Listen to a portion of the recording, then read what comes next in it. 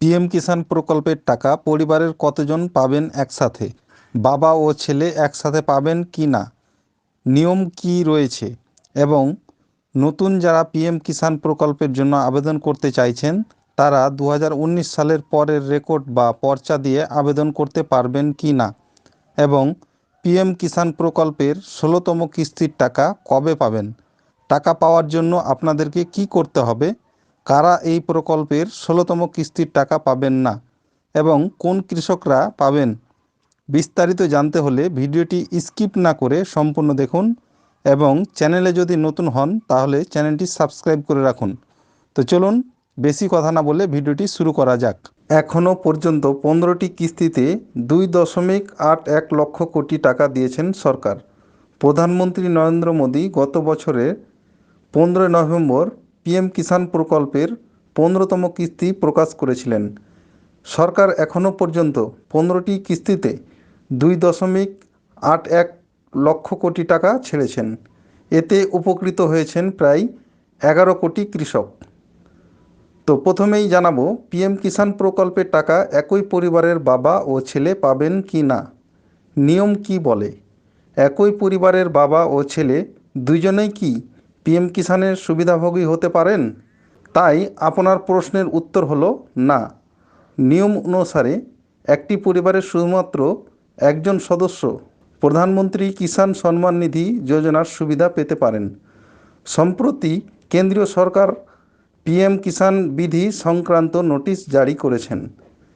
এই নিয়ম অনুসারে দেশের অনেক মানুষ যোগ্য না হওয়া সত্ত্বেও প্রধানমন্ত্রী কিষাণ যোজনার সুবিধা নিচ্ছেন। পিএম কিষাণ নিয়ম অনুসারে পরিবারের শুধুমাত্র একজন সদস্য এই প্রকল্পের সুবিধা পাবেন। আপনাকে একটি জিনিস মনে রাখতে হবে যে আপনি যদি প্রধানমন্ত্রী কিষাণ যোজনার সুবিধা নিতে চান তবে আপনার নামে আবাদযোগ্য জমি থাকতে হবে, অন্যথায় আপনি এর দ্বারা উপকৃত হতে পারবেন না। এবারে বলি নতুন যারা পিএম কিষাণ যোজনায় নাম নথিভুক্ত করাতে চাইছেন তাদের 2019 সালের আগের রেকর্ড বা পর্চা যদি থাকে তাহলে আপনারা অনলাইনে আবেদন করুন। অনলাইনে আবেদন করার পরে রিসিপ্ট কপি আপনার এডিও অফিসে গিয়ে জমা করতে হবে। পিএম কিষাণ প্রকল্পে আবেদন করার জন্য আপনাদেরকে লাগবে আধার কার্ড, ভোটার কার্ড, আধারের সাথে যুক্ত মোবাইল নাম্বার, অর্থাৎ যেই মোবাইল নাম্বারটি আপনার আধারের সাথে লিঙ্ক রয়েছে সেই মোবাইল নাম্বারটি। এছাড়া লাগবে ব্যাংকের বই, রেকর্ড বা পর্চা। 1-2-2019 সাল থেকে যে নিয়মটি রয়েছে সেই নিয়মেই আবেদন হচ্ছে। এই নিয়মটি চেঞ্জ হতে পারে 1-2-2024 তারিখের পর।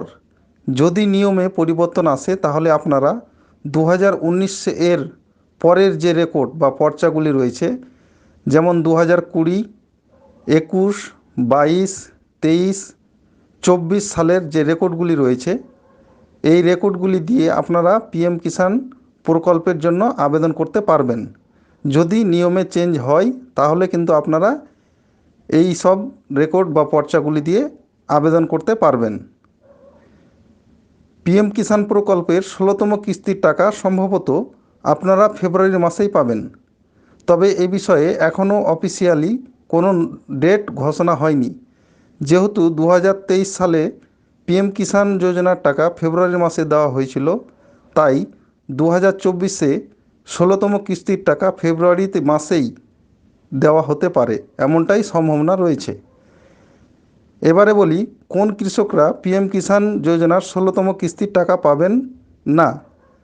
যে সমস্ত কৃষকদের ইকেওয়াইসি করা নেই সেই সমস্ত কৃষকরা এই পিএম কিষাণ প্রকল্পের 16তম কিস্তির টাকা পাবেন না, এবং যে সমস্ত কৃষকদের ইকেওয়াইসি করা আছে তারা কিন্তু এই পিএম কিষাণ প্রকল্পের 16তম কিস্তির টাকা পেয়ে যাবেন। এবারে বলি যারা ইকেওয়াইসি এখনও করেননি তারা কিভাবে ইকেওয়াইসি করবেন। তার জন্য আপনারা পিএম কিষাণের অফিসিয়াল ওয়েবসাইটে এসে ইকেওয়াইসির যে অপশানটি দেখতে পাচ্ছেন এই অপশানে ক্লিক করবেন। এখানে ক্লিক করলেই তারপরে আপনাদেরকে আধার নাম্বার এন্ট্রি করতে হবে। তারপরে আপনার আধারের সাথে যে মোবাইল নাম্বারটি লিঙ্ক রয়েছে সেই মোবাইল নাম্বার একটি ওটিপি যাবে। ওটিপিটি দিয়ে সাবমিট করলেই আপনাদের ইকেওয়াইসি কমপ্লিট হয়ে যাবে।